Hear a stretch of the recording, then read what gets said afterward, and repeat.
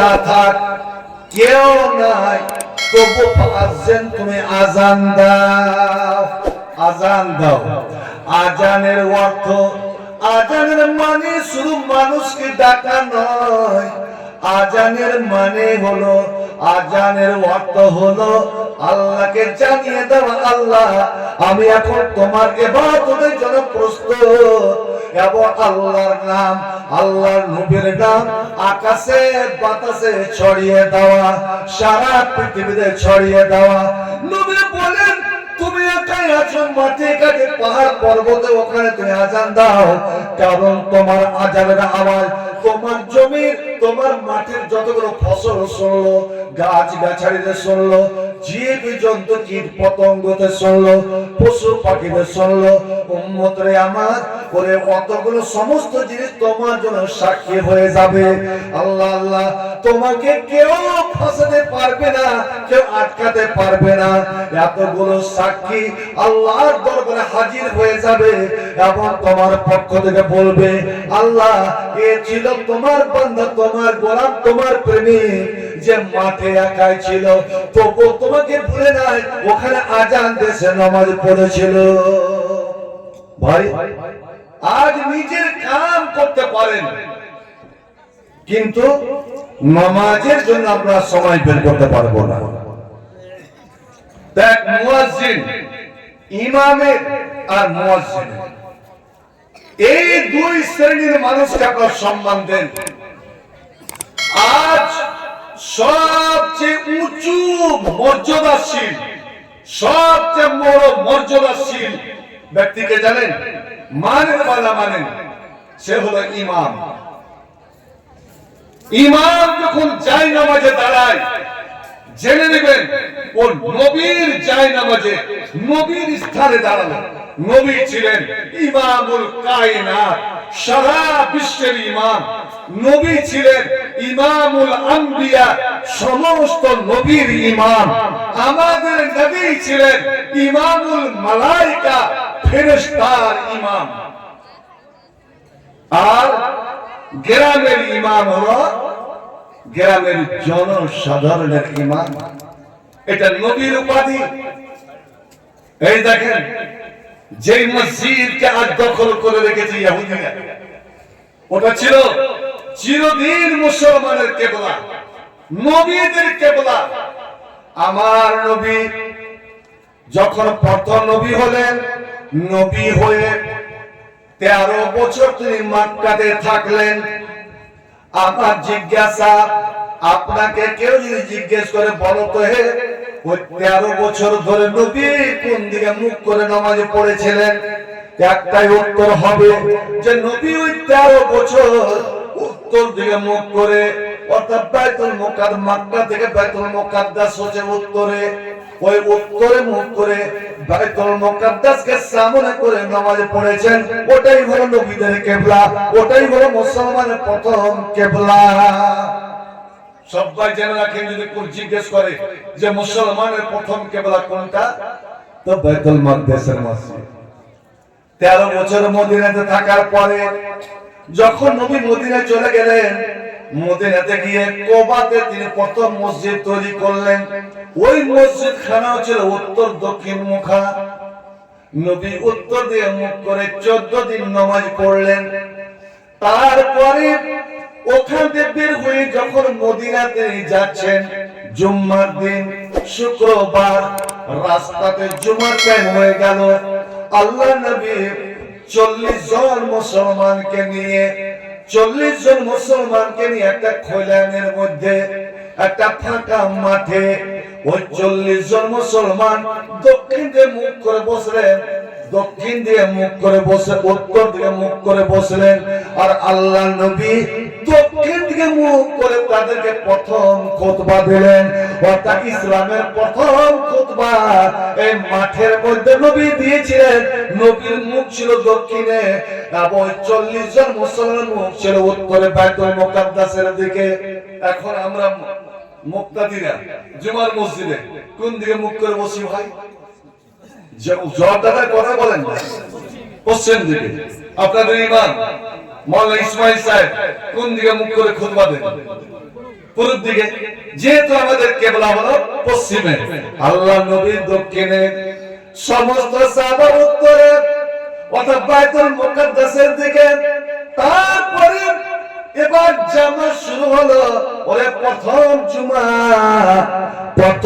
জুমা আল্লাহ নবী আদায় করলেন বাইতুল মুকাদ্দাসে মুখ করে।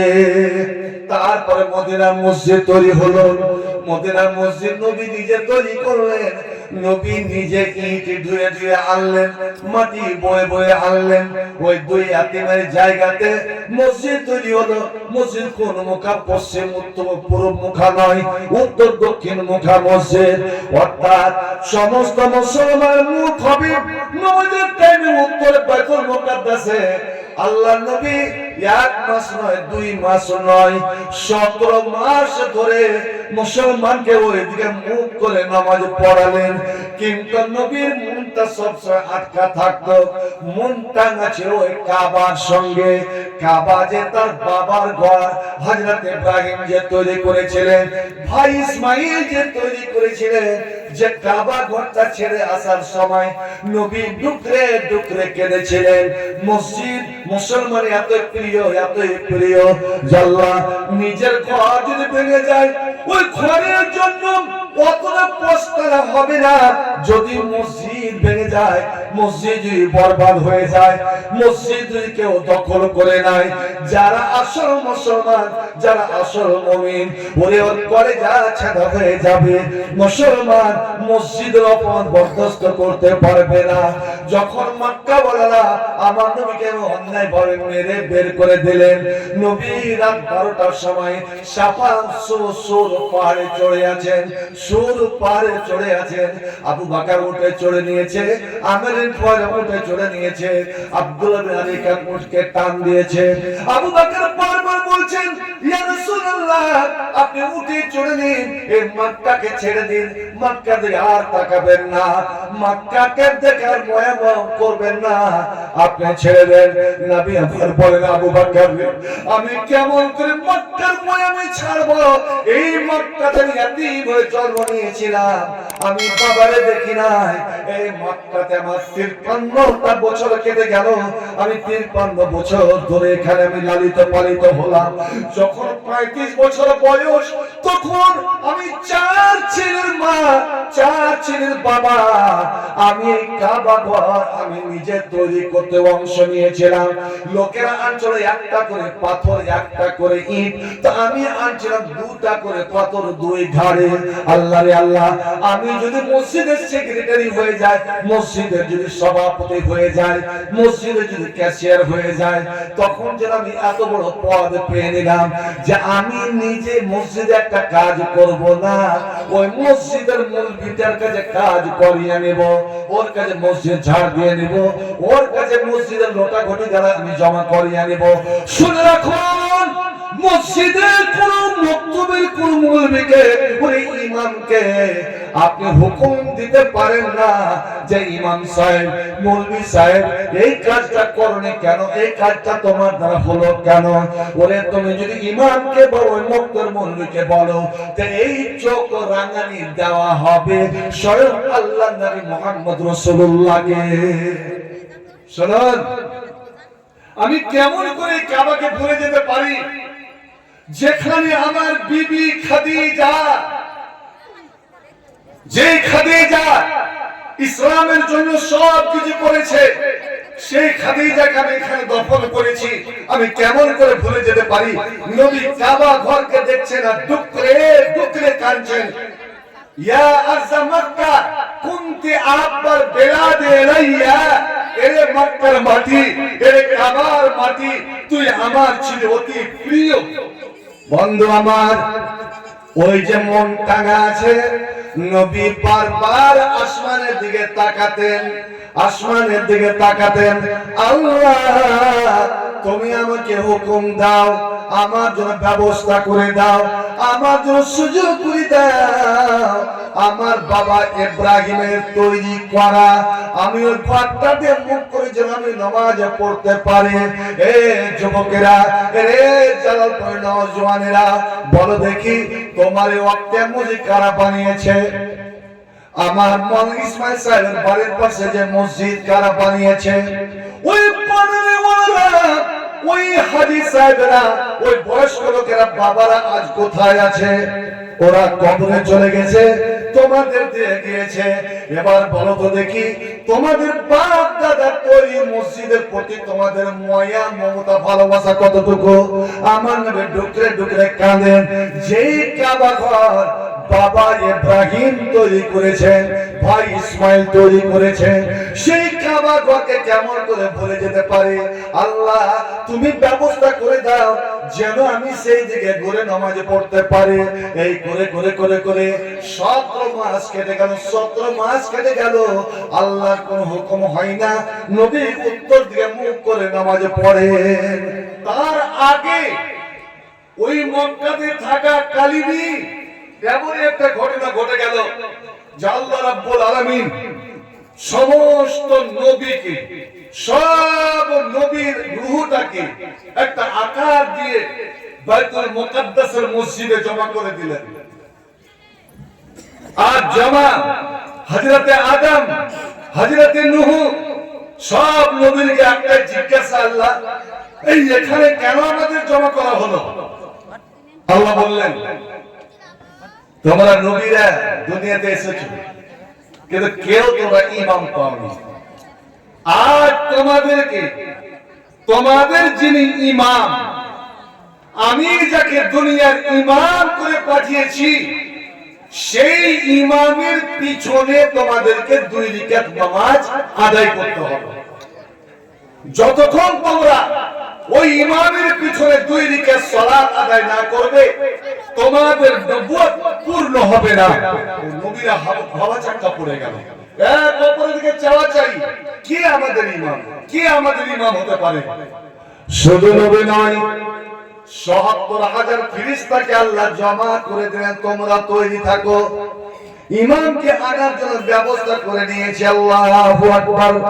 সেই ইমামকে নিয়ে যাওয়ার জন্য আল্লাহ রাব্বুল আলামিন 2 জন ফেরেশতাকে পাঠিয়ে দিলেন, বোরাক নিয়ে, বিশেষ একটা বাহন নিয়ে, সওয়ারি নিয়ে।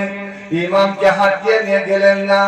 ইমামের জন্য মক্তবের মুলকির জন্য এমন ঘর দিলাম না, যেই ঘরে কোনো একটা মানুষ শুয়ে রাত কাটাতে পারবে না। ইমামকে ওই বোরাকে বসিয়ে নিয়ে যাওয়া হচ্ছে। সেই ইমামটাকে, এর মুসলমান, সেটা কেউ নয়, স্বয়ং আমার নবী, আপনার নবী, সারা বিশ্ব জগতের নবী জনাবে মুহাম্মদ রাসূলুল্লাহ সাল্লাল্লাহু আলাইহি সাল্লাম। একবার মুহাম্মদের সঙ্গে পড়ুন তো, সাল্লাল্লাহু আলাইহি ওয়াসাল্লাম। বোরাক তৈরি হয়ে আছে ঘোড়ার আকারে। আল্লাহর নবী উঠতে যাবেন, আল্লাহর নবী উঠতে যাবেন, উঠতে গিয়ে নবী রুকে গেলেন, আমি উঠবো না। জিবরাইল বলেন, কেন আপনি উঠবেন না? আপনি উঠুন, আপনি উঠে বসুন, কারণ নবীরা ওখানে অপেক্ষা আছে। ওরা যতক্ষণ আপনি না যাবেন, ওরা তো ওখান থেকে যেতে পাবে না। আপনি তো উঠে পড়ুন। নবী আমার বলেন, জিবরিল আজ আমি উঠে যাব, কিন্তু বলো কিয়ামতের দিন আমার উম্মতের কি হবে? আমার উম্মত কেমন করে হাসরের মাঠে যাবে? আর আমার উম্মত কেমন করে হেঁটে পুরুষের পার হবে? বলো বলো, আমার আল্লাহকে গিয়ে আগে বলো যে তোমার নবী অতক্ষণ সওয়ারিতে চড়বে না যতক্ষণ আল্লাহ তুমি তাকে আশ্বস্ত না করবে যে ওর উম্মতের জন্য তুমি কোনো ব্যবস্থা করবে কি করবে না। আল্লাহু আকবার। দরদি তো অনেক দেখেছেন, অনেক প্রেমিক দেখেছেন। এই যুবক ছেলেরা, আর প্রেম ভালোবাসায় একজনের শিক্ষক, ছাত্র শিক্ষক, মা ছেলে মাকে জিজ্ঞেস করছে, মা মোবাইল কি রাগ করে? মোবাইল কি রাগ করে? কইছে কেন রে? কইছে দিদিকে দেখছি যে মোবাইলে চুম্মা দিছে, কইছে রাগ করে না জান, রাগ করিও না জান। ও ছোট ছেলে কি বুঝে? ও যে মোবাইল হতো রাগ করেছে, ওই জন্য মোবাইলে চুম্মা দিচ্ছে, আর মোবাইলের কাছে মাপ চাইছে। রাগ করিও না জান, রাগ করিও না। কাকে তুমি চুম্মা দিলে বলো দেখি? এ মোবাইলকে ফিসফিস করে কথা বলা, মোবাইলে চুম্মা দেওয়া, এটা হলো তোমার সম্পূর্ণ জিনা, জিনা, ব্যভিচার, পাপাচার, এটা তোমার হারাম। শুনুন, ইসব জুলেখার কথা তো শুনেছেন। ইসবের প্রেমে জুলেখা পাগল। যে জুলেখা 12 বছর ধরে ইসবকে ফাঁসাবার জন্য কতটা চেষ্টা করেছিল, কারণ ইসবকে আল্লাহ এতটাই রূপ দিয়েছিলেন, এতটাই রূপ দিয়েছিলেন যে ইসব সব সময় মুখ ঢেকে থাকত।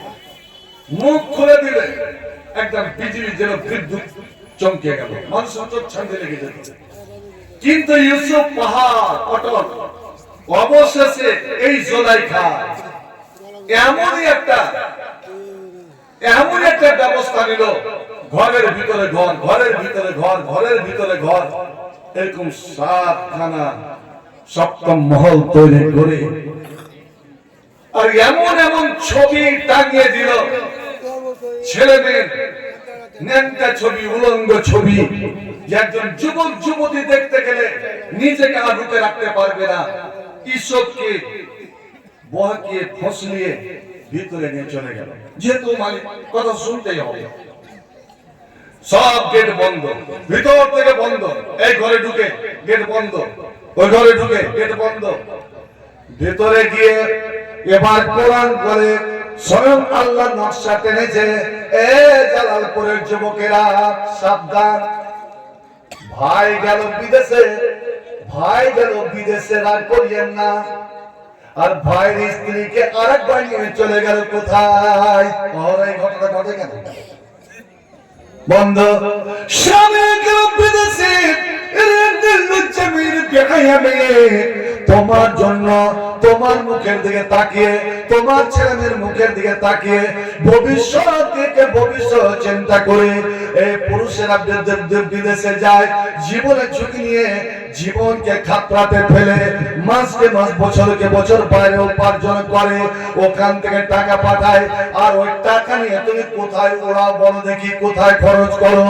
তোমার স্বামী আল্লাহর আমার তোমার বিশ্বাস করে বাড়িতে রেখে ও গেল বিদেশে, আর তুমি অন্য সঙ্গে তুমি কানেকশন জুড়ে দিলে, অন্য সাথে তুমি যোগাযোগ করে নিলে, একবার তুমি চিন্তা করলে না যে তুই মুসলমানের বেটি, তুই মুমিনের বেটি? আল্লাহরে আল্লাহ, যারা স্বামীর খিয়ানত করে, যারা পুরুষের খিয়ানত করে, তাদের মতো বজ্জা দুনিয়াতে আর কেউ নাই। ওরে তাদের জন্য চিরতরে জান্নাত হারাম, চিরতরে জান্নাত হারাম। এগুলো এত অহরহ, সব থেকে লজ্জা লাগে, শরম লাগে।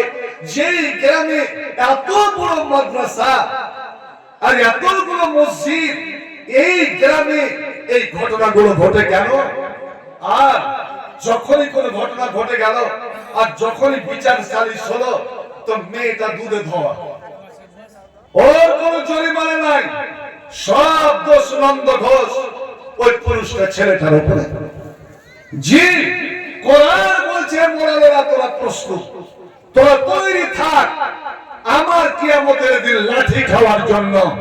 কারণ আমি কোরআনে বলেছি যে আগে শাস্তি পাবে, জরিমানা হবে, ডান্ডা পড়বে ওই মেয়েটার শরীরে, তারপরে ছেলের শরীরে। কারণ জিনা ব্যভিচারে মেয়েদের যতটা হাত আছে, ছেলেদের অতটা হাত নাই। অতএব যে মূল যে রোগ, ওই মূল রোগটাকে তোমরা আগে কাটো। জরিমানা যদি ওকে হয়, সমান জরিমানা হয়, তাহলে দেখবেন এই পাপ কাজটা অনেকটা রুকে যাবে। আরে নবী আমার বলেন, এ জিবরিল আমি উঠবো, কিন্তু আমার উম্মতের কিয়ামতের দিন কি ব্যবস্থা হবে বলো?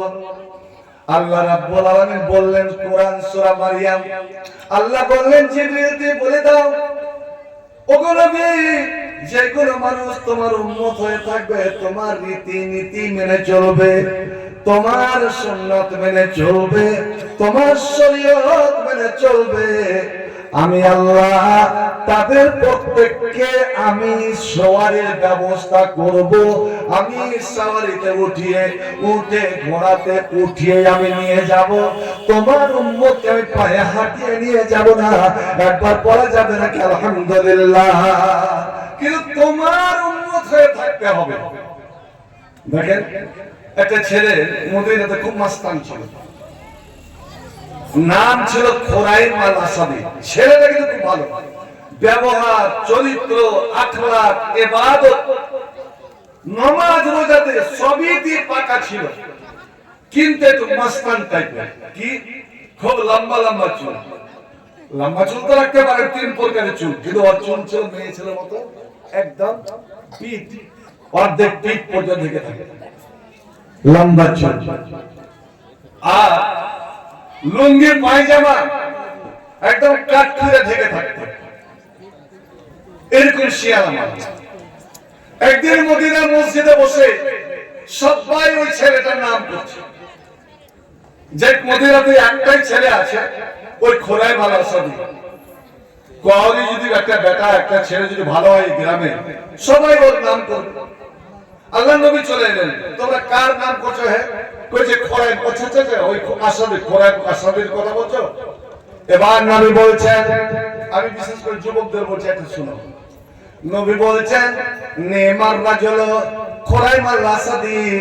খোরাইম আসাদি কতই না সুন্দর, সত্যি খোরাইম আসাদি খুব ভালো ছেলে, খুব ভালো ছেলে। লাউলা তুল জুম্মাতেহি ওয়া ইসবাল ইজারিহি, ওর যদি লম্বা লম্বা চুল না হতো, লম্বা লম্বা মেয়ে ছেলেদের মতো চুল যদি না হতো, আর লুঙ্গি খানা যদি ঝাঁট কাট করে নিচে লটকে না পড়তো, এই দুটো অভ্যাস যদি সে ছাড়তে পারত, তবে খোরাইম আসাদির মতো মদিনাতে কাউরি বেটা বা কোনো ছেলে হতো না। সবই ভালো, সবই ভালো, কিন্তু এই দুটা তার গুণ হচ্ছে মন্দ। কি? লাউলা তুল জুম্মাতি ওয়া ইসফাল ইজারিহি, ওর চুলগুলো যদি লম্বা না হতো, ওর লুঙ্গি যদি অত লটকাতো, তবে কতই না ভালো। আল্লাহ নবী শুধু এই দুটা কথা বললেন। কেউ দৌড়ে গিয়ে বলছে, খোরাইম বাড়তে আছো? বলছে আছি। কি বলো? বলছে দেখো, আমরা তোমার নাম করছিলাম, তোমার গুণগান করছিলাম। আল্লাহ নবী শুনে উনি আমাদের সমর্থন করলেন, এবং নবীও বললেন খোরাইম আসাদি খুব ভালো ছেলে, ভালো ছেলে, কিন্তু যদি তার লম্বা চুল না হতো, মেয়ে ছেলের মতন চুল যদি লম্বা না হতো, লুঙ্গি যদি লটকে না পড়তো, তবে খুব ভালো। এবার খোরাইম আসাদ চট করে উঠে বসে বলছেন, ভাই সত্যি নবী বলেছে এটা?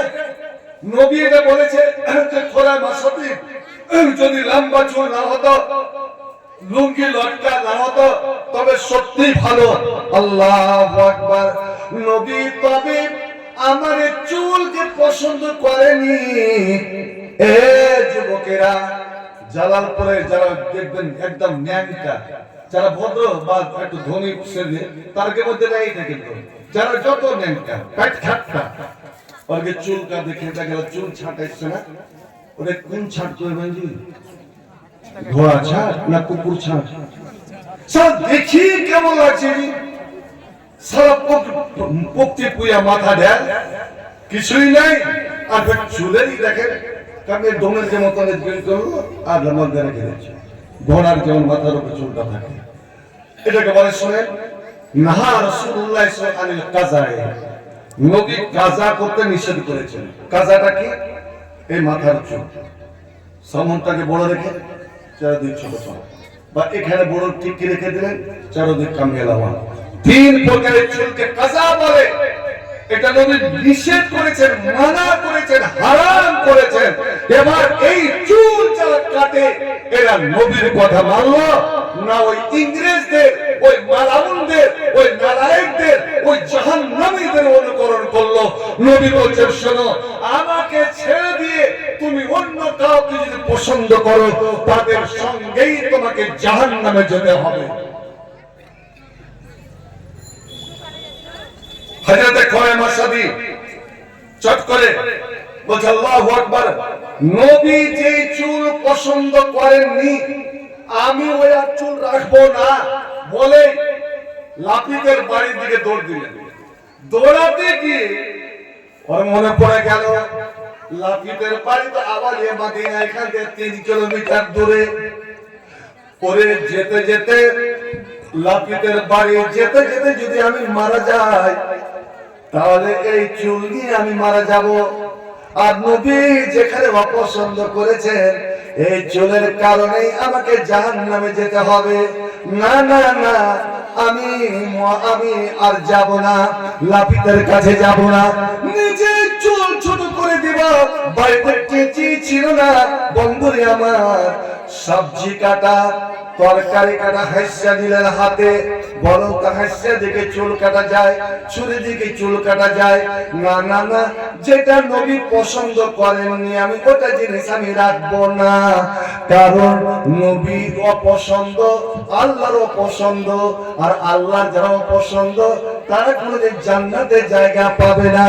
ওরে নবীর যেটা পছন্দ আল্লাহর পছন্দ, আল্লাহ ওটাকে জান্নাতে জায়গা দেবে। নবী বেলালকে ভালোবাসতেন, বেলালের পায়ের শব্দ নবী জান্নাতে শুনলেন। আল্লাহু আকবার। এবার পিছনে চুলকে এভাবে ধরলেন আর ছুরি দিয়ে এবারে পোঁচ দিয়ে দিয়ে পচিয়ে পচিয়ে চুলকে কেটে ফেলে দিলেন। এরা হলো নবীর ফরমাবরদার। চুল কেটে দিলেন আর পায়জামাটাকে ধরলেন, পায়জামাকে ধরে এইভাবে ছোরা দিয়ে পচিয়ে পচিয়ে হাঁটুর আধা নিচার কাট করে থেকে উপরে আধাটা উপরে কেটে ফেলে দিলেন। নবীর কাছে খবর গেল, এবার বলছেন নেবার রাজল খোরাইমার রাসাদে। আর নবী লম্বা চুলের কথা বললেন না, আর পায়জামার কথা বললেন না। সত্যিকারই ওই মদিনাতে যদি কোনো ভালো ছেলে থাকে একমাত্র খোরাইমার রাসাদে। আল্লাহু আকবার। এই মেনে নেওয়ার নাম হলো মুমিন, মেনে নেওয়ার নাম হলো মুমিন। এবার শুনুন, এবার নবী তো আল্লাহর কাছে কথা নিয়ে নিলেন। এবার বোরাকে যেমন নবী উঠতে গেছে, বোরাকে দৌড় দিতে আরম্ভ করেছে, কুদতে আরম্ভ করে দিয়েছে। বোরাকে নবীকে দিবে না। এবার জিবরাইল বোরাকে থাবা মারলেন, আর থাবা মেরে বলছেন বোরাক রে আর তার প্রভু তুমি কি চিনো ইনি কে? ইনি কে? ইনি সারা পৃথিবীর সারা বিশ্বের ইমাম। বোরাকের শব্দ বের হচ্ছে আমি চিনি, কিন্তু আমি এই নবীর কাছে একটা কথা আমি আদায় করতে চাই। কি কথা? আজ আমি ওকে পিঠে করে আমি সাত আসমান নিয়ে যাব। আজ আমি তাকে নিজের পিঠের উপরে পেলাম, কিন্তু কিয়ামতের দিন পুলসিরাতের গেটে আমার মতন শত শত হাজার হাজার বোরাক তৈরি থাকবে, সাওয়ারি তৈরি থাকবে। সেই দিন আমাকে ছেড়ে দিয়ে আমাদের সুন্দর কোন সওয়ারির উপরে তো নবী উঠে যাবেন না। আমার নবী কথা দিলেন না না না, আমি তোমাকে ছেড়ে যাব না। আজ যেমন তোমার পিঠে আমি চড়লাম, ওরে কিয়ামতের দিন আমি তোমার পিঠে চড়বো। এবার বোরাকে আরোহণ করলেন, বোরাক করে চলেছে যেমন বাইতুল মাকদিসের কাছে মসজিদের কাছে গিয়েছে। এবার বোরাক থামা গেল, নেমে এলেন জিবরাইল নামলেন, ইসরাফিল মিকাইল নামলেন, আমার নবীকে নামালেন আর নবীকে বললেন এই লাগামটা পাথরে রেখে দেন, লাগামটা পাথরে রেখে দেন। আর যেমনই গেটে একদিকে জিবরাইল একদিকে মিকাইল, চিন্তা করে ইমামের কত বড় সম্মান। আমার নবী মধ্যখানে যেমন গেটে ঢুকেছেন আসসালামু আলাইকুম বলে, ওরে সমস্ত নবীরা আদম থেকে ঈসা নবী পর্যন্ত সমস্ত নবী উঠে দাঁড়িয়ে গেছেন। জাহানাল ইমাম, জাহানাল ইমাম, আমাদের ইমাম চলে এসেছেন, আমাদের ইমাম চলে এসেছেন। আদম যিনি সারা বিশ্ব মানবের বাপ, নবী মুহাম্মদের বাপ, তিনি বলছেন আমি ধন্য হয়ে গেলাম, আমি আনন্দ পেলাম এরকম বেটা পেয়ে, যে বেটা আজ বাপের ইমামতি করবে। আল্লাহু আকবার। নূহ বলছেন আমি দ্বিতীয় আদম, আমি ধন্য হয়ে গেলাম এই আমার এই বেটার ইমামতি পেয়ে। হযরত ইব্রাহিম আওয়াজ করে উঠলেন যে আমার নসলের, আমার বংশের, আমার ছেলে আজ হবে আমাদের ইমাম। গৌরবে অহংকারে আমার বুকটা ফুলে গেল। তাকাদ্দাম তাফাজ্জাল, আপনি আগে বাড়ুন আর আমাদেরকে দুই রাকাত নামাজ পড়িয়ে আপনি ধন্য করুন। তো ভাই আমার, পৃথিবীর বুকে বুকে একটাই মসজিদ, পৃথিবীর বুকে একটাই মসজিদ, যেই মসজিদে আমার নবীর কদম পড়েছে, সমস্ত নবীর কদম পড়েছে, আল্লাহর ৭০,০০০ ফেরেশতা নবীর সঙ্গে নামাজ আদায় করেছেন, সেটা হলো বাইতুল মুকাদ্দাসের মসজিদ। আর সেই মসজিদ আর মুসলমানরা হাঁটছে না। ভাই আমার, সেই মসজিদে নামাজ পড়ে নবীর পীরের পিছনে ফিরে বসলেন, নবীদের দিকে মুখ করে বসলেন। আর এমন সময় হযরতে জিবরাইল জান্নাত থেকে একটা প্লেট, বড় একটা প্লেট নিয়ে আসলেন। আর প্লেটে 3টা গিলাস রাখা আছে, 3টা গিলাস, একটা মদের, একটা দুধের, আর একটা শরবতের। মধু, দুধ আর শরবত, শরাব দিয়ে বলছেন ইফতারাইয়া তোমার শেফা। এই 3টা গিলাসের মধ্যে একটা গিলাস ফেলে।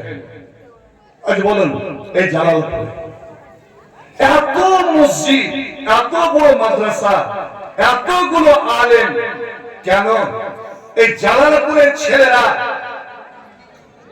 এত বড় হারাম জিনিসটা কেন পার করবে? আমরা বড় মাতাব্বরেরা, আমরা সুধীর সমাজ কেন সেটাকে বন্ধ করতে পারি না?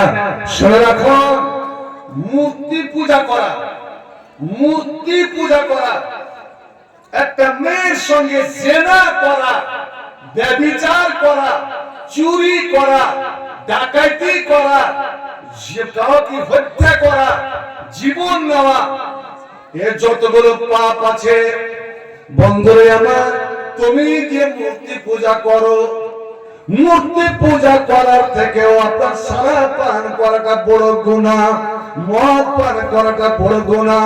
নবী আমার বললেন, এ মদটা কেন হারাম? ওরে নিশাখোরেরা, যখন তোমার নিশা চলে আসে, বলো তো দেখি, যখন তুই জ্ঞান শূন্য হয়ে যাও, তখন কি চিনতে পারো এটা আমার মা, এটা আমার বেটি? তুমি বেটি এবং মায়ের কিস্তি কেনে উড়াও, এটা আমার বড়, এটা আমার গুরুজন, এর আমি বদনাম করব না। তোমার মুখ দিয়ে এত ফুসকান বের হয় কেন? ওরে শোনো রে শোনো, কুকুরের চেয়েও তুমি জঘন্য।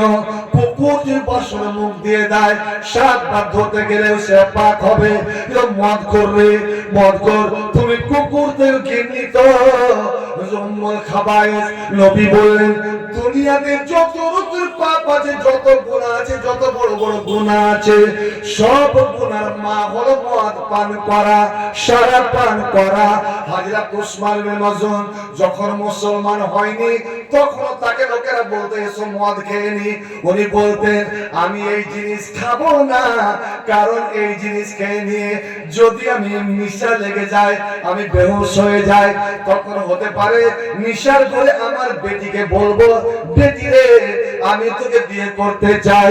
সুবহানাল্লাহ। নবী আমার বললেন, যে জিনিসটা মানুষের জ্ঞানকে হারিয়ে দেয়, মানুষের জ্ঞানকে ছুপিয়ে দেয়, ওটাই হলো হারাম, ওটাই হলো খামার, ওটাই হলো শরাব, ওটাই হলো মদ। আর এই শরাব মুসলমান পান করতে পারে না। আল্লাহ নবী তাকালেন মদের গিলাসের দিকে, মধুর গিলাসের দিকে, দুধের গিলাসের দিকে। নবী দুধ দুনিয়াতে খুব পছন্দ করতেন। এবার নবীরাও দেখছেন, দেখি তো আজ ইনি যে আমাদের ইমাম, তো নিশ্চয় ইমাম যে হয়েছে, তো নিশ্চয় কোন একটা সম্মান আছে। আজ দেখবো আমরা এর বুদ্ধিটা, দেখবো জ্ঞানটা, দেখবো যে কোনটা গিলাসে মুহাম্মদ হাতে নেন। এবার আমার নবী বলছেন, ফাক্তাতুল্লাহ বানা, আমি দুধের গিলাসটা আমি হাতে উঠিয়ে নিলাম। আর যখন আমি দুধের গিলাস হাতে উঠিয়েছি, হযরতে জিবরাইল বলে উঠলেন, ধন্য ধন্য, আলহামদুলিল্লাহিল্লাযী হাদাকাল্লাহু ইলাল ইসলাম। ওই আল্লাহ প্রশংসা আমি এত বড় নবীর মধ্যে ঘোষণা করে দিলাম। ও নবী, আপনি দুধের গিলাস হাতে নিলেন, যার মানে ইসলামের পতাকা আপনি হাতে উঠিয়ে নিলেন, ইসলামটাকে হাতে উঠিয়ে নিলেন। আপনি হলেন ইমাম। আপনি যদি আজ আপনি দুধের গ্লাস না নিয়ে যদি মদের গ্লাসটা যদি হাতে উঠিয়ে নিতেন, আকাশ তাল খামারা যদি মদের গ্লাস আপনি হাতে উঠিয়ে নিতেন, লাগাওয়াত উম্মাতুকা, আপনার সমস্ত উম্মত হালাক হয়ে যেত, গোমরা হয়ে যেত, পথহারা হয়ে যেত। আমার বলার উদ্দেশ্য যে ভাই আমার, এই মসজিদে নবী নামাজ পড়েছে, 17 মাস ধরে ওই দিকে মুখ করে নামাজ পড়েছেন। আপনাদের একটা কথা মনে আছে, আমি বলতে বলতে ছেড়ে দিয়েছি, এ মোবাইল হলো ইসব লেখার মতো। সেটা কেমন করে? জুলাইখা ভিতরে গিয়ে সম্পূর্ণ উলঙ্গ হয়ে, মিশরের মেয়েরা খুবই সুন্দরী হয়, আর জুলাইখা তো এমনি সেমনি বেটি নয়, বলি রাজ পরিবারের মেয়ে, রাজার কন্যা, ছিলেন নিজে রানী, রাজা রানী, কত সুন্দর হবে। সম্পূর্ণ উলঙ্গ হয়ে ঈশ্বরকে বলছে, হাই তালা হাই তালাকা, ঈশ্বর আজা, আয় তুই আমার বুকে লেগে যা, আমার জ্বর পিপাসা তুই একবার নিবারণ কর, আমি তোর প্রেমে হাবুডুবু খাচ্ছি, আমাকে একটু তুই কিনারাতে লাগিয়ে দে।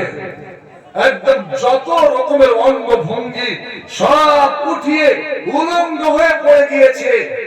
এই ছেলেরা, এই মোবাইল নিয়ে তুমি মাঠে ঘাটে আইলে বাস্তবে পুকুরের ধারে বসে বসে 2-4 জন কি দেখো বলো, কি করো তুমি? এই মোবাইল নিয়ে একাই যখন থাকো, তখন তোমার দ্বারা কতটা পাপ হয় তুমি নিজেই নিজে কল্পনা করো, যে আমি মোবাইলে কি কি ছবি দেখি, আর তখন কি কি আমি করি। ঠিক ওই জুলাইখার মতো।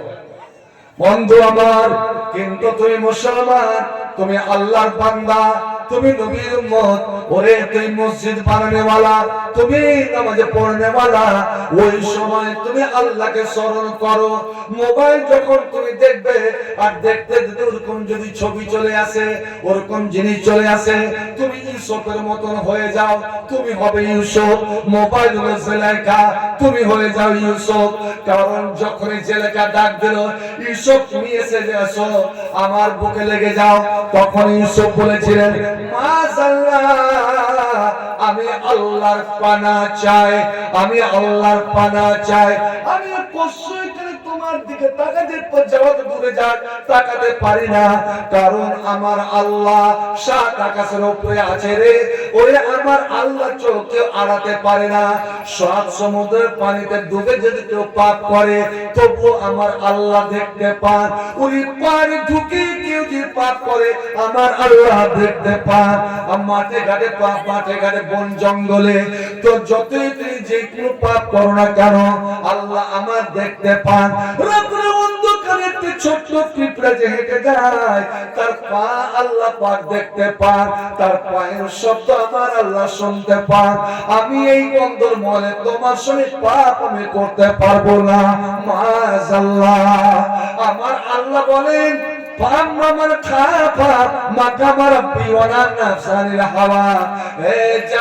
যুবকেরা, এরকম কোন একটা মেয়ে যদি তোমাকে ডাক দেয়, মেয়ে যদি প্রেমের পেশা দেয়, আর তুমি ইউসুফের মতন যদি বলো আমি আল্লাহকে দেখে ভয় করি, তুমি বলছো কেউ দেখতে পাবে না, বলে কেউ দেখুক বা না দেখুক, আল্লাহ আমারে দেখছে, আমি যেতে পারবো না।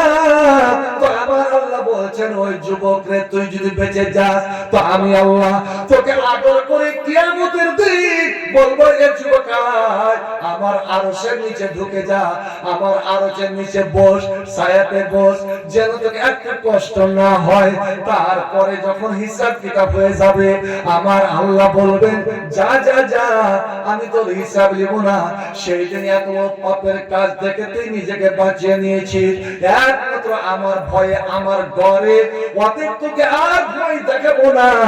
আমি আল্লাহ তোর পাপের হিসাব নেব না, তোর জীবনের হিসাব নেব না, যারে তুই জান্নাত চলে যা। আল্লাহ ওই সব যুবকদেরকে, ওই সব যুবক যুবতীদেরকে, মেয়ে ছেলেদেরকে ডাক দিবে, যারা দুনিয়াতে পাপ করতে গিয়ে নিরালা নিরিবিলি নির্জনে গভীর রাত্রিতে মাঠে গিয়েছিল তারা, আর ওখানে গিয়ে কেমন করে মনে পড়ে গেল, আল্লাহ যদিও রাতের অন্ধকারে এসেছি কেউ দেখতে পাবে না, কিন্তু আল্লাহ তো দেখতে পাচ্ছেন। এই ভয়ে যদি পাপ কামকে ছেড়ে দিয়ে তওবা করতে করতে যে বাড়িতে ঢুকে যায়, তো আল্লাহ রাব্বুল আলামিন বলছেন কিয়ামতের দিন আমি তাদের নাম ধরে ধরে ডাকবো, আয় আয় যারা আমার ভয়ে আমার ডরে এত বড় পাপের কাজ ছেড়ে দিয়েছি, আয় আমার আরশের ডান পাশে বস, কিছুক্ষণ আরাম কর। তারপরে আল্লাহ বলবেন যা, আর এখানে তোকে বসিয়ে রাখবো না, তোরা নিশ্চিন্তে বিদায় হিসাবে তোরা জান্নাত চলে যা। আর জান্নাতের গেটে যখন ঢুকবে, রে দুনিয়াতে একটা সুন্দরী মেয়ে দেখে পাগল হয়েছিলে, যার জন্য তুই পাপ করতে গিয়েছিলে, রে আমার বান্দা, রে আমার যুবক রে, তোর জন্য আমি একটা সুন্দর নারী আমি রেখেছি, হুর তৈরি করে রেখেছি। ওই হুর তোর জন্য ওই গেটে দাঁড়িয়ে আছে, অপেক্ষা করছে, তোর জন্য অপেক্ষা করছে। একবার তুই গেটে ঢুকতে গিয়ে সালাম দিয়ে ডান দিকে তাকাবি, একবার সালাম দিয়ে ডান দিকে তাকাবি, জান্নাতে ঢুকে যাবে সালাম। এবার যখন ওই ছেলেটা ওই যুবকটা জান্নাতে সালাম দিয়ে ঢুকতে যাবে, এবার আওয়াজ ভেসে আসবে ওয়ালাইকুম সালাম বলে তোকে জড়িয়ে ধরবে। ছেলেটা দূর দিকে তাকাবে, আল্লাহ অবাক হয়ে যাবে, আমি কি কাণ্ড দেখলাম।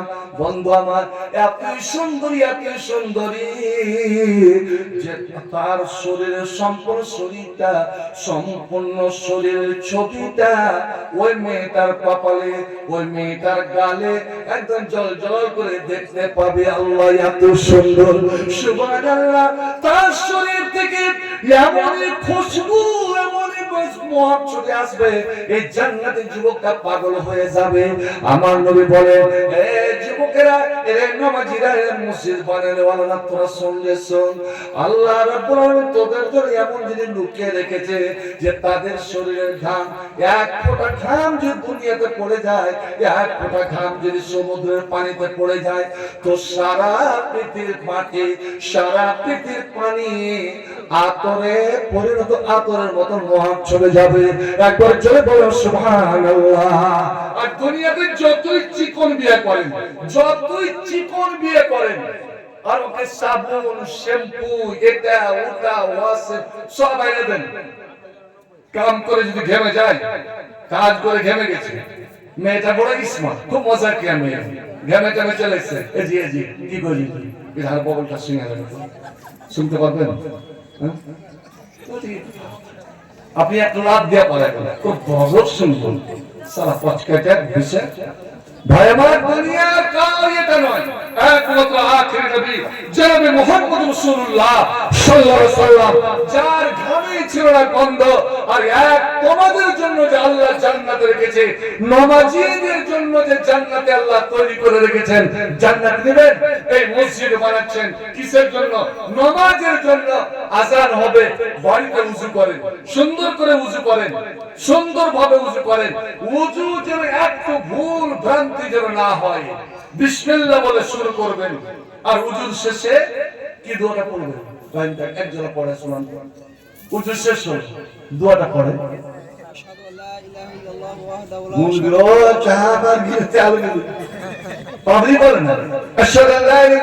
লা শারীকা লাহু ওয়া আশহাদু আন্না মুহাম্মাদান আবদুহু ওয়া রাসূলুহু। নবী আমার বলেন, এই দোয়াটা যারা পড়লো, ফতিহাত লাহু আবওয়াবুল জান্নাহ, আবওয়াবুল জান্নাতি সামানিয়া, তার জন্য জান্নাতের 8টাই গেট খুলে দেওয়া হবে, 8টাই দরওয়াজা খুলে দেওয়া হবে। এবং আল্লাহ বলবেন কিয়ামতের দিন, বান্দারে তুই যেটা গেট দিয়ে ইচ্ছা, যেই গেট দিয়ে ইচ্ছা সেই গেট দিয়ে তুই জান্নাতে প্রবেশ কর, তোকে বাধা দেওয়া যাবে না। এবার যখন মসজিদের দিকে হাঁটতে লাগবেন, ওযু করে দোয়াটা পড়ে নিলেন, মসজিদের দিকে হাঁটা দিলেন। এ আমার মা বোনেরা, তোমরা যখন ঘরের দিকে যাই নামাজে হাঁটা দিবেন, আপনি মাঠে কাম করছেন, কাম শেষে যখন বাড়ি আসবেন, বাজারে গেছেন, বাজার শেষে যখন বাড়ি আসবেন, এই একটা দোয়া আছে, একটা দোয়া আছে, ওই দোয়াটা যদি পড়ে নেন, কোন বান্দা কোন মানুষ যদি পড়ে নিতে পারে, কোন মা কোন বোন যদি পড়ে নিতে পারে, দোয়াটা বড় নয়। ফেরেশতারা বলে আল্লাহ কি নেকি দিব? আল্লাহ তখন বলেন তোরা নেকি দিতে পারবি না। এই দোয়াটার কত ফজিলত, কত সম্মান, কত নেকি একমাত্র আমি আল্লাহ জানি, তোরা পারবি না। তোরাকে শুধু বলছি জান্নাতে একটা রেশমের রুমাল নিয়ে আয়, ওই রুমালে এই দোয়াটা লিখে নে, আর আমার বান্দার নামটাও লিখে নে, আর লিখে নিয়ে জান্নাতের একটা বাসনে সুন্দর করে কয়টাতে ভরে দে, ওই রুমালটা ভরে দে। জীবনে যতবার পড়বে একটা একটা করে কোটাতে ভরে রাখবে। যখন কিয়ামতের দিন হিসাব শুরু করব, নেকি বুঝি যখন ওজন করব, আমার বান্দার এই দুয়ার কোটাটা সেদিন তার নেকির পাল্লাতে আমি রাখবো। এ আমার ফেরেশতা কোটা যদিও ছোট, এইটুকু রুমালে দোয়াটা লেখা থাকবে। আল্লাহ পাক বলবেন আমার 7 আসমান 7 জমিনকে যদি তারা যদি এক পাল্লাতে রাখা হয়, আর আমার বান্দা বান্দির মুখ থেকে যে দোয়াটা বের হয়েছে, এই দোয়ার নেকিতে যদি এক পাল্লাতে রাখা হয়, তোর এই একটা কোটার পাল্লা ভারী হয়ে যাবে, ভারী হয়ে যাবে। একবার জোরে বলল সুবহানাল্লাহ। ওই দোয়াটা কয়জন জানে? কয়জন পড়ি? আর শয়তান পড়তে দিবে না, ওই জন্য তাড়াহুড়ো করে, ওযু নষ্ট করে এক শয়তান, আর নামাজে ভুল করায়। মসজিদে পা রাখা থেকে নিয়ে নামাজ শেষ সালাম পর্যন্ত নামাজে ভুল তৈরি করার জন্য একটা শয়তান তৈরি থাকে। এর প্রথমটার নাম হলো ওয়ালিহান, আর দ্বিতীয়টার নাম হলো খিজাব। এই দোয়াটা বলবো আপনাদের, দোয়াটা বলবো এমনি এমনি করে বলো, বাপ রে বাপ, তাহলে হ্যাঁ হানান হাজিকে পারে রাগ করেন না, মুফি মুন্নুকে পারে, যে ইমাম এই আমাকে ইমামকে পারে, যে আমাকে মসজিদে ইমামতি করছো, তাই সম্পূর্ণ তোমাকে বেতন দিয়ে দেবো? তুমি তো মসজিদে আমাকে চাকরি করছো, আমাকে মাদ্রাসা চাকরি করছো। শোনো, এর থেকে জুলুম আপনার কোনো বলবেন না, এর থেকে জুলুম, এর থেকে অন্যায় আর কিছুই হতে পারে না। আল্লাহ রাব্বুল আলামিন বলছেন ইন্নী হারামতু যুলমা আলা ইবাদি, আমি যেমন জুলুম করি না, জুলুম বান্দার উপরে আমি করি না। আজ যে ইমামের স্থান হলো নবীর স্থান, আজ ইমামের বেতন কত? আসল ফতোয়া জানেন? ফতোয়া, ইসলামিক ফতোয়া, যুগের সঙ্গে পরিস্থিতি দেখে, বর্তমান যুগের সঙ্গে পরিস্থিতি দেখে ইমামকে যদি আমরা 10,000-এর নিচে বেতন দিই, তাহলে ওই মসজিদে নামাজ পড়াটাও সন্দেহজনক। যে মসজিদে ইমামের সম্মান নাই, সেই মসজিদে নামাজ কি কেমন করে হতে পারে? বন্ধু আমার, সমস্ত মুসলিম জগতে দেখেন, আরব জগতে দেখেন, আমার বাংলা ছাড়া বিহার উত্তর প্রদেশে চলে যান, ইমামকে কি সম্মান দেয়, ইমামের কি বেতনটা হয়। বন্ধুরে আমার, এটা বলবেন না যে মাওলানা আমাদের মাদ্রাসার, তাই ওকে দোয়া বলতে বাধ্য। আমি দোয়া বলতে বাধ্য নাই, ও আমাদের চাকর, আমাদের গোলাম। ওরে আমি কারি চাকর নই, কারি গোলাম নই, আমি কারি দেওয়া রুজি খাই না রে, আমি আল্লাহ দেওয়া রুজি খাই। কেউ যদি বলে আমরা বেতন দিই, তাই তো তার পেট চলে। না না না, আল্লাহ রাব্বুল আলামিন, আমি যখন মায়ের পেটে ছিলাম, আমার খাদ্যের জন্য মায়ের দুধে, আমার মায়ের ছাতিতে আমার দুধের ব্যবস্থা করেছিল। সে আল্লাহ আমার রুজির ব্যবস্থা করে দেবে। আমার আল্লাহ বলছেন, এরে তোরা কোনদিন ভাববি না যে মানুষ আমাকে রুজি দেয়।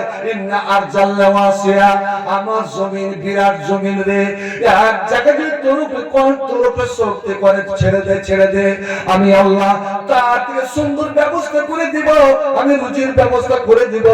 আমাকে খুশি করার জন্য, আমাকে খুশি করার জন্য মানুষ যদি নারাজ হয়ে যায়, আমি আল্লাহ তার হয়ে যাব। আর আমি যদি কাউরি হয়ে যাই, ওই তার কোনো চিন্তা থাকবে না, চিন্তা থাকবে না, সারা পৃথিবী তার বিরুদ্ধে চলে যাক। কিন্তু মানুষকে খুশি করতে গিয়ে যদি আল্লাহকে নারাজ করে দাও, আমার আল্লাহ বলছেন বান্দারে তোর ভবিষ্যৎকে আমি নষ্ট করে দেব, শেষে তুই আমাকেও হারাবি এবং তুই 10 কেও হারাবি। তুই ধুবির কুত্তার মতন হবে, না তুই আমাকে সম্মান পাবে, না সমাজের কাছে সম্মান পাবে। তুই আল্লাহ কিসে রাজি ওটাই তুই করে রাখ। আজ যেমন ভারতের কোন মোবাইলে দেখছেন যে জয় শ্রীরাম না বলার কারণে, জয় শ্রীরাম না বলার কারণে কত মুসলমানকে পিটিয়ে পিটিয়ে এমনকি আগুনে পুড়িয়ে মারছে। ভাইজান 100 200 10টা দুশ্মন ঘিরে নিয়েছে, সবাই হাতে একদম বলল, সবাই হাতে ত্রিশূল, জয় বল জয় শ্রীরাম বল। ও খারাপ চাল কেউ না, জীবন তো সবারই ভয় আছে, কিন্তু বলেন তো আপনি মানেন জীবনের মালিক? যারা বলেন জীবনের মালিক কে? মরণের মালিক? হায়াত মওতের মালিকটা কে? সুখ দুঃখের মালিক, সব কিছুর মালিক আল্লাহ। অতএব তোরা ঘেরলে কি হবে? যদি আল্লাহ আমার জীবন লেখে থাকে তোরা মারতে পারবি? জীবন তোর হাতে নাই। আর আল্লাহ যদি আমার মরণ লেখে থাকে আমি শত চেষ্টা করেও আমি বাঁচতে পারবো না। যদি এটাই হতো তাহলে ডাক্তাররা রোগীকে বাঁচিয়ে নিত। আপনি পারবেন? দুশ্মন যদি ঘেরে নাই, এরকম বিপদ, আমাকে ছেলে পেলেরা বাইরে খাটতে যাচ্ছে, কোনদিন মা বাপ ওকে বলেছে এই দোয়াটা শিখাচ্ছে, বেটারে কাজে যখন বের হবি তো এই দোয়াটা করে বের হবি, কেন ভারতের অবস্থা খুব খারাপ হয়ে বেটা। আমাকে আদায়কারীরা আদায় করতে যাচ্ছে, জানা বিশ্বাস আছে। আর হ্যাঁ, যদি কোনোদিন বিপদে পড়ে যাস ঘাবড়াস না, ভয় করিস না, তুই আসমান দিকে একবার তাকাবি, একদম চোখ বন্ধ করবি, আল্লাহকে একবার স্মরণ করবি, অন্তরে আল্লাহকে জায়গা দিবি, দিয়ে এই দোয়াটা মনে মনে মনে মনে মনে মনে পড়বি। একবার দুবার, তুই 11 বার তো পড়। 11 বার পড়তে পড়তে পড়া শেষ হবে না ইনশাআল্লাহ। আবার সবাই বলুন ইনশাআল্লাহ। আপনি দেখবেন কোথা থেকে আল্লাহ আপনার সাহায্য, আপনার মদত পাঠিয়ে দিয়েছে। দেখেন একদম পুলিশ চলে আসছে, মিলিটারি চলে আসছে, এমন সাহায্যকারী চলে এলো, আল্লাহ সেটা ব্যবস্থা করে দিবে যে ওরা ওই সন্ত্রাসের বদমাশেরা নেশা দিয়ে ওখানে পালায়, আপনি বেঁচে যাবেন। সে দোয়াটা খুব ছোট্ট দোয়া। ইব্রাহিম আগুনে এইবার বাধা আছে, কিছুক্ষণ পরে আগুনে ফেলবে, খুব সেনে আছে, দাও দাও করে আগুন জ্বলছে, শেষ হয়ে যাবে। কিন্তু সবাই লাখ লাখ নমরুদের সেনাবাহিনী নাচছে, আনন্দ করছে, কিন্তু ইব্রাহিম মুচকে মুচকে হাসছে। জিবরিল জিজ্ঞেস করছে, ইব্রাহিম ভয় হয় না আগুন দেখে? কইছে ভয় কেন করব? আগুন তো আমার মালিক না, আগুন তো আমার জীবন দিতে পারে না, আগুনের যিনি মালিক উনি আমারও মালিক। জীবন মরণ সব কিছু তো আমার আল্লাহর হাতে সঁপে দিয়েছি। আল্লাহ যদি আমাকে বাঁচাতে চান, এই আগুন আমার জীবন নিতে পারবে না। বলেই এবার বাদল করে দেওয়া হলো। নবী বলছেন হিনা উলকিয়া ফিন্নার, আগুনে এবার ওকে জ্বালিয়ে দেওয়া হয়েছে। একদম আগুন ছই ছই। এমন সময় ইব্রাহিমের মুখ দিয়ে একটা দোয়া বেরিয়ে গেল, স্লোগান দিল, জোরে চিল্লাইয়া দোয়াটা বলল, মুসলমান রে, আল্লাহ রাব্বুল আলামিন আমার আপনার জাতির পিতা, আমার আপনার বাপ হযরত ইব্রাহিমের দোয়াটা আল্লাহকে এত সুন্দর লাগলো যে আল্লাহ এই কোরআনে রেখে দিলেন। কি জন্য? এই জালার পরে মুমিন মুসলমানেরা, জালার পরে ছেলে মেয়েরা, এদের জীবনেও তো অনেক রকমের বিপদ আসতে পারে। আমার এবার বিপদের সময় যেমন দোয়াটা পড়েছিলেন, আমি আল্লাহ আগুনের হাতে বাঁচিয়ে নিয়েছিলাম। এই ছেলে মেয়েরা, এই যার সন্তানেরা, তোরা যদি বিপদে পড়ে ওই দোয়াটা তোরা স্মরণ করিস, ওই দোয়াটা পড়িস, তা আমি আল্লাহ নিমেষের মধ্যে তোকে সমস্ত বিপদের হাতে বাঁচিয়ে নেব। সুবহানাল্লাহ, আল্লাহু আকবার বলো, আল্লাহু আকবার, আল্লাহু আকবার বলো, আল্লাহু আকবার। এসো না আল্লাহর নামের গান গাই, এসরা মন প্রাণ জোড়ায় আল্লাহু আকবার বলো আল্লাহু আকবার আল্লাহু আকবার বলো আল্লাহু আকবার এ মধুর নামটি নিলে হৃদয় হাসে এ মধুর নামে সুখ নেমে আসে এই নামের তুলনা মিলে না এই নামের তুলনা মিলে না তুলনা নাই এসরা আল্লাহ নামের গান গায় এসরা মন প্রাণ জোড়ায় আল্লাহু আকবার বলো আল্লাহু আকবার আল্লাহু আকবার বলো আল্লাহু আকবার যে নামেতে ইব্রাহিমের আগুন হলো পানি ডাকার মতো ডাকলে আজ সারা দিবেন তিনি রে মন সারা দিবেন তিনি যে আল্লাহ ইব্রাহিমকে বাঁচাচ্ছিলেন এখনকার আল্লাহ ওটাই আছে না আল্লাহ বলতে গেছে জীবন জোরে বলেন সরকার বদল হয় ছিল বুদ্ধদেব আইলো মমতা দাদি এরপরে কে আসবে নিজের দাদিকে দাদির কাছে মমতা দিদি নিজের দিদিটা নিজের বোনকে বোন কয় না শোনো ওই আল্লাহ আছে সবই কিছু আছে তাহলে ইব্রাহিমকে বাঁচালো আমরা বাঁচছি না কেন ওই ঈমান নাই বিশ্বাস নাই ইয়াকিন নাই মুহাব্বত নাই যে নামেতে ইব্রাহিমের আগুন হলো পানি ডাকার মতো ডাকলে আজ সারা দিবেন তিনি রে মন সারা দিবেন তিনি এ মধুর নামকে মিলাই এ মধুর নামকে মিটাই হতাশার জ্বালা গলিতে পড়ো এই নামের মালা এই নামের তুলনা হবে না এই নামের তুলনা হবে না তুলনা নাই এসরা আল্লাহ নামের গান গায় এসরা মন প্রাণ জোড়ায় আল্লাহু আকবার বলো আল্লাহু আকবার আল্লাহু আকবার বলো আল্লাহু আকবার জোরে বলো আল্লাহু আকবার হযরত ইব্রাহিমকে ছেড়ে বলা ইব্রাহিম কো আগুন ছুঁইতে যাবে এমন সময় ইব্রাহিম মধ্যে ছোট্ট একটি শব্দ তিন হরফে তিন কলেমা তিন লফজের একটা দোয়া বেরিয়ে গেল এমনই অন্তর থেকে বের হলো এতই জোরে বের হলো জান্নার আরশে গিয়ে টক্কর খেলো ওরে ইব্রাহিমের মুখ দিয়ে দোয়া বের হতে যতটা দেরি তার আগে আল্লাহ রাব্বুল আলামিন আগুনকে বললেন আগুন রে আমার প্রেমিক আমার ভালোবাসা এত সুন্দর কথা বলে আমাকে ডেকেছে আমি আল্লাহকে জ্বালাতে পারি না আগুন তোর যে জ্বালাবার শক্তি আছে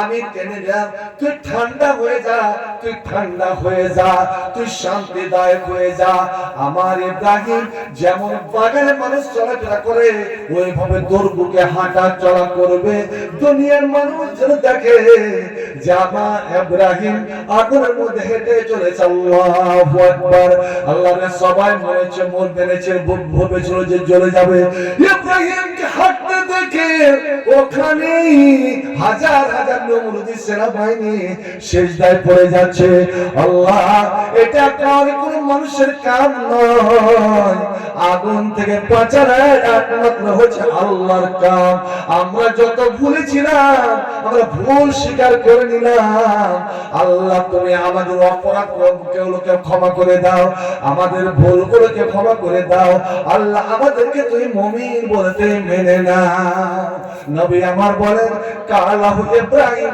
হিনা উলকিয়া ফিন্নারে এই দোয়াটা ইব্রাহিম বলেছিলেন যখন আগুনে নিক্ষেপ করা হয়েছিল বলন্ত বন্ধু आज भी इब्राहिम सही बाप पैदा आज कर सकते अंदाजे गुलिस्ता पैदा আর যদি আমরা ইব্রাহিমের মতন হয়ে যেতাম, যে ইব্রাহিম আল্লাহ বলে বেটাকে কুরবানি কর, বেটা দান কর, কইছে কেমন করে দান করব? মসজিদ দিয়ে আসবো, মাদ্রাসা দিয়ে আসবো। আল্লাহ বলেন না রে না, 85 বছর বয়সে যে ছেলেটা আমি দিয়েছি, ওই ছেলেটাকে আমার নামে তুই জবাই কর। আল্লাহু আকবার। ইব্রাহিম জানে একবার যদি বেটা জবাই হয়ে যায় আর ওই বেটাকে ফিরে পাওয়া যাবে না। কালাম ওই বেটাকে ফিরে পাওয়া যাবে না। তার সত্ত্বে বন্ধু আমার বলুন তো দেখি, এখন যদি জালসা শেষে যদি আমার কোন কমিটিকে, মসজিদ কমিটিকে বলা হয় ওরে 30 পারা কোরআন, এই কোরআনকে বিশ্বাস করে তোমাকে 2000 টাকা দান করতে হবে, যেমন হযরতপুরের পঞ্চায়েত সমিতির মেম্বার কালাম হবে, কালাম যেমন 3000 টাকা দিয়ে পাঠিয়েছে। বন্ধু বলুন তো কয়জন আমরা দান করতে পারবো? কিন্তু জানি টাকার মূল্য জীবনের কাছে কিছুই নাই। এই জীবনের জন্য টাকা পয়সা, এই জীবনের জন্য ধন সম্পত্তি, এই জীবনের জন্য ঘর বাড়ি। বন্ধুরে আমার, এই জীবন বাঁচাবার জন্য যদি আমাকে জমি জায়গা বেচতে হয় তবু আমরা তৈরি হয়ে যায়, কিন্তু জমি জায়গার জন্য, টাকার জন্য কেউ হঠাৎ করে জীবন দেবে না। জানা সত্ত্বেও ওই বেটাকে নিয়ে গিয়ে মাটিতে শুইয়ে দিচ্ছেন। শোয়ার আগে শুধু বলছেন, বেটা রে, আমি আল্লাহর হুকুম পালন করতে গিয়ে আল্লাহ তোমার কুরবানি চেয়েছে, আমি তাই তৈরি হয়েছি, তোমার মত বলো। ইসমাইল বেটা বলেছেন, বাস যদি ভালো হয় কমছে ভালো হবে। ইসমাইল বলেছে, আব্বা জান, আল্লাহ যখন চেয়েছে, এত বড় বাপ থাকা সত্ত্বেও কাউরি কাছে বেটা কুরবানি চাইলেন না, আপনার কাছে চাইলেন। এত বড় জাত বেটা থাকা সত্ত্বেও কাউরি বেটা আল্লাহ কুরবানি কবুল করলেন না। আমার নাম নিয়ে যখন আল্লাহ বলেছেন, এটা কত বড় ধন্য, কত বড় সুযোগ। ওরে মসজিদ বানাবার সুযোগ সবাই পায় না, আল্লাহর ঘর বানাবার সুযোগ সবাই পায় না। এই জালালপুর, এই পাড়া মুমিন মুসলমানেরা, আপনারা বড় ভাগ্যবান, আপনারা বড় ভাগ্যশীল, আপনারা বড় ভাগ্যবতী যে আপনারা আল্লাহ ঘর তৈরি করতে চলেছেন। আব্বা জান, আপনি নেকির কামে দেরি করে দিলেন, নেকির কামে দেরি করা ঠিক নয়। ইফালমা তোমার, আপনি তাড়াতাড়ি আমাকে জবাই করুন, তাড়াতাড়ি আপনি আমাকে কুরবানি করেন। আমি ধৈর্য ধারণ করে আল্লাহ ইয়াকিন করে আমি আপনার ছোড়ার তলে আমি শুয়ে গেলাম। ফালাম্মা সালামান, চিন্তা করেন বাবার হাতে ছোড়া আর বেটা গর্দান দিয়ে দিয়েছে। ওরে বাপ, বেটার গর্দানে ছোড়া ধরে নিয়েছে। ওই সময়কার দৃশ্য কি হতে পারে, ওই সময়কার সিন কি হতে পারে? আমার আল্লাহ ডাক দিয়ে বলে, ইব্রাহিম রে, তুই রুকে যা, ছোড়া চালাস না।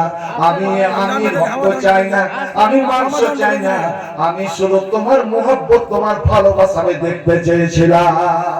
তো ভাই আমার, ঠিক ইনশাআল্লাহ এই দোয়া দুটো বলে যাব, কেউ তার আগে 30 পারা কোরআন, 30 জন মুসলমান, 30 পারা কোরআন, 30 জন মুসলমান এই পাড়ার। আচ্ছা বলেন তো, মুফি মহল্লার কে মুফি বলবি যতই বাচ্চা ছিল, বড় ছিল সিদ্দিক চৌধুরী। আচ্ছা কয়টা বাচ্চা আছে?